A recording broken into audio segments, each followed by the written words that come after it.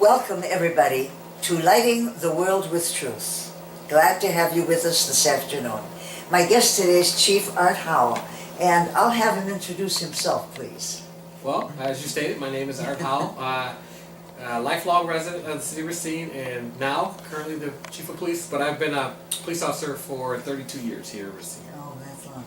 The name of our program, by the way, I almost forgot, To Serve and Protect. Now, you will all have to figure out what that's going to be, my listeners, but you will find out as we go through this. Now, Art, I asked you to come on to this this program here because there's a special thing that you're doing here in Racine that hasn't been done before, and I believe it's like a public safety collaborative undertaking. And so, would you, for our listeners, please explain what this is, because I'm sure they don't know. Well, certainly. So, obviously, this has been a challenging year for law enforcement. I mean, we had deaths in Dallas, and we had some additional officers that were killed in the line of duty in Baton Rouge, and so, among other places. So, very tough year for law enforcement.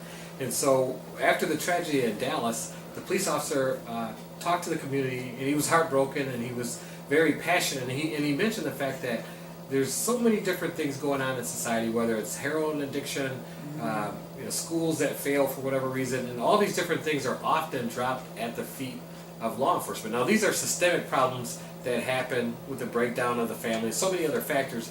And so what the chief was saying is that it's unrealistic for the police to have to carry that burden for all these problems. And so what I've translated that to is that we have to work in partnership before we get to this crisis mode. So I understand that there are students who have mental health challenges. They live with mental health, and then there's other factors as well. So what we're doing as we implement our community policing philosophy in our local schools, what we're simply trying to do is understand that we need to build relationships with the school administrators. We need to build partnerships. We need to work with our youth long before we get to the systemic problems that we're dealing with. So our community policing philosophy, as you know, since introduced in 1992 by then Chief Colzine, we've built community homes in challenging areas, and so the officers work there on a full-time basis, 40 hours a week plus overtime when necessary.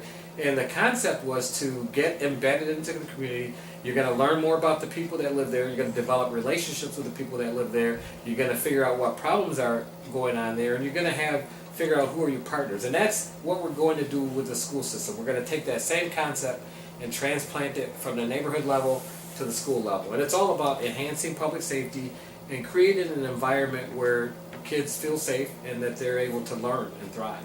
Okay, can you can you explain it a little? I mean, when they go into the schools, well, by the way, which level are we talking? Or so two high schools in particular, in cases included in Mount Pleasant, but two city high schools are Park and Howell. Okay. So that's where we have officers, full-time officers embedded 40 hours a week. Now, we've got part-time officers that already work there. And the part-time officers do a phenomenal job, but what we thought is that if we put a full-time officer there, that could be like a liaison between the police department and the school system. And certainly there's a range of things that officer will deal with. So these are our two pilot sites. Subject to what we learn as this initiative grows, certainly we wish to maybe expand it to other sites. Now, because we put two full-time officers in the school system, some of the part-time officers that were working there, we're going to be able to redeploy them to some of the middle schools. I was going to say. Where we have problems at this stage. And as you all know, sometimes there's even more problems at the middle school level. And so what we want to do is we want to enhance that group of people and increase public safety there. But we're just getting started. We're only a few weeks into this, but we have a broader vision that includes working with mental health community. It includes working with the school district. It's a collaborative that is, long past its time. Okay, maybe to make it a little more clear for our listeners, what exactly do they do in the school? Okay, so right now, today, for instance, we every now and then there's a correlation between daytime burglaries and truancy, right? Yes. So what our officers will do, let's say for instance, if there's 1,000 kids in the school, chances are a small percentage of those students, maybe 5% may be involved in criminal activity. So if we know that we have students at a given school that are involved in, they have a criminal history, if those students are truant from school, that's going to be a red flag that the community has something to be concerned about. So the first thing they're going to do when they get to school every morning is take attendance. They're gonna want to know where the kids are. Yeah. And so that's step number one, accountability. Are you present?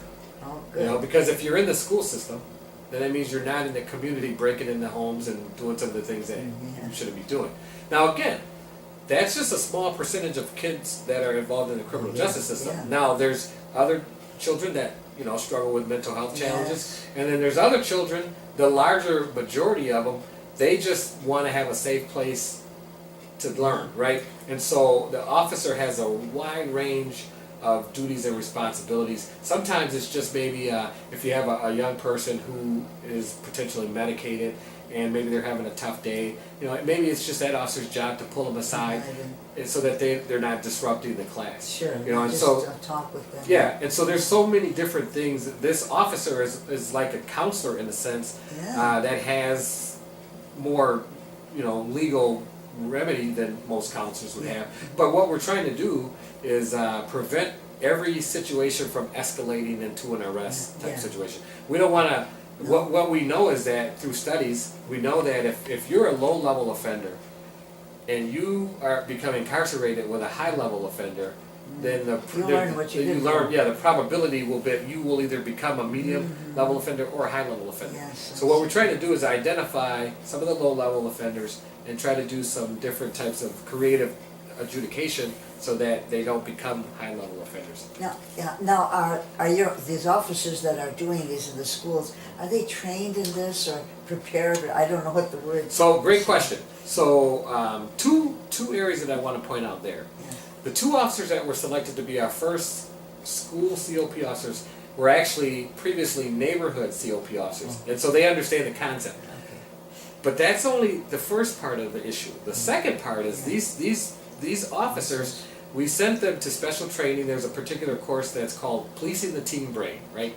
Policing the what? Policing the teen brain. Brain, wow. And so what we understand is that, psychologists tell us that the teenagers' brains are not fully developed. No, right? not so, till they're 24, in fact. right, until they're well beyond their high school years. So what we know is that if you find a young person in the hallway that has, defiance to authority and things of that nature, you can't have the wrong police mindset in that facility, right? You can't have a police officer that's offended by that. You can't have someone that's thin-skinned, and because that will escalate into confrontation, right? So if you attend this Policing the Teen Brain course, you'll develop not only an understanding of how the teen brain works and the deficiencies that they have at that level, but you'll understand, how to basically deal with it. Yes. Yeah, and so what are the countermeasures that you can use to diffuse a situation and de-escalate?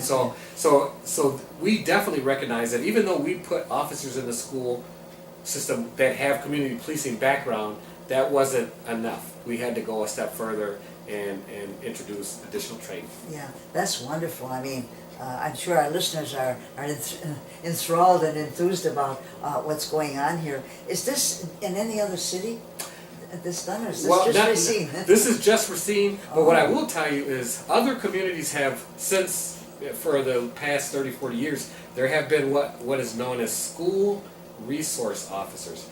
But there's a perception throughout the nation that school resource officers are a cog in the pipeline to prison. And so there's this perception that agencies place police officers into the school system basically to amplify arrest. Yeah. And certainly we want to create an atmosphere where there's safety, but it's not always about arresting everybody. So the reason that we branded this differently, there is some overlap between what a school resource officer might do and what a community police officer might do, but our branding is different here because we do things differently at the neighborhood level. So we want to basically apply the success that we've had at the neighborhood level at the school level. Wonderful. Now you've already started some of this. Are you getting? Do you have any positive reaction, or is it too early to So we have had some positive reaction, but initially there was a little bit of concern. We had Hispanic kids that thought that maybe we would be looking to deport kids, and then we had some other seniors that were just concerned with the idea that there would be so many police officers in the school. But when we explained to them what our motives were, and what we explained to them is that no, actually we're not here to amplify arrests as much as we're here to maybe, prevent arrests in some cases. Yeah. And so I think as the community learned more about it, they began to embrace what we were doing. And fortunately for us, the 2 officers that were selected had such great rapport at the neighborhood level that it was easy for them to transfer those relationships to the school system. Wonderful. This question I have is, it's probably, I don't know, but do you have any officers, I know this from working with young people, the Hispanic, the Latinos, I mean, sometimes they feel better when you speak in Spanish to them. Do you have any officers that do this or? So Rob Ortiz, one of the officers, actually is capable of doing that, and so as necessary.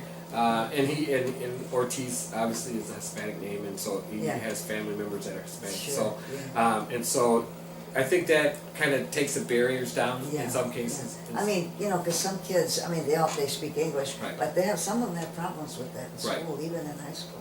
So fortunately for us, so we have an officer of color, and we have Officer Ortiz, and so we're breaking down barriers that way as well. That's wonderful.